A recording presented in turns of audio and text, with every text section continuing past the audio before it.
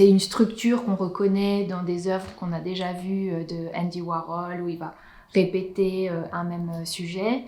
Là, la différence, c'est que moi, j'ai rien à vendre, mis à part un polygone. Et suivant la couleur du fond et la couleur de la forme, il se passe quelque chose de différent. Donc, il y a une interaction entre les couleurs qui est à chaque fois différente. J'en ai fait un premier. Ensuite, j'en ai fait un deuxième et j'ai constaté qu'en changeant les couleurs, ça n'avait absolument rien à voir. Et j'aimais bien l'idée du module, donc d'en avoir un. Et je pensais peut-être que les gens voulaient peut-être en acheter un deuxième, donc du coup, ça fera quelque chose de long. Un troisième ou un quatrième, ça fera une œuvre un peu plus grande.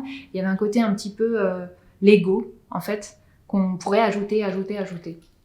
Alors déjà, j'ai un côté très mère oiseau qui veut vite que les petits sortent du nid et volent de ses propres ailes. Donc déjà, ça me touche et évidemment, ça m'encourage quand les particuliers achètent mes tableaux et veulent vivre avec.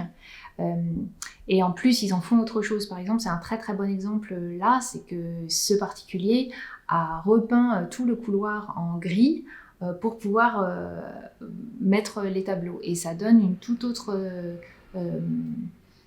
puissance quelque part. Et aussi, il s'est intéressé à l'éclairage, etc. Donc voilà, il y a l'artiste qui propose quelque chose.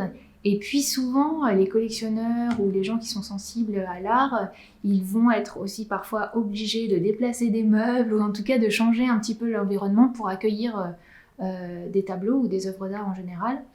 Et il y a alors un bel acte que d'en faire sienne et donc de se les approprier comme on les aime, avec ses goûts personnels, etc. Donc moi, je suis toujours ravie quand les gens ont des idées et même parfois certains mettent les toiles dans des cadres, ce que moi je fais jamais, mais pourquoi pas. Et parfois c'est réussi, donc encore une fois, ils grandissent l'œuvre, ils activent l'œuvre.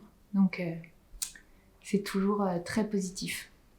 À partir du moment où les tableaux arrivent chez des particuliers, il y a déjà, je dirais, presque 50% qui m'appartient plus. J'aime bien rappeler que c'est important de savoir l'intention de l'artiste en général, quand on observe des œuvres, quand on parle des œuvres. Après, encore une fois, il y a appropriation, forcément, et tant mieux. Et eux vont trouver des liens avec leur mythologie personnelle que moi, je ne connais pas.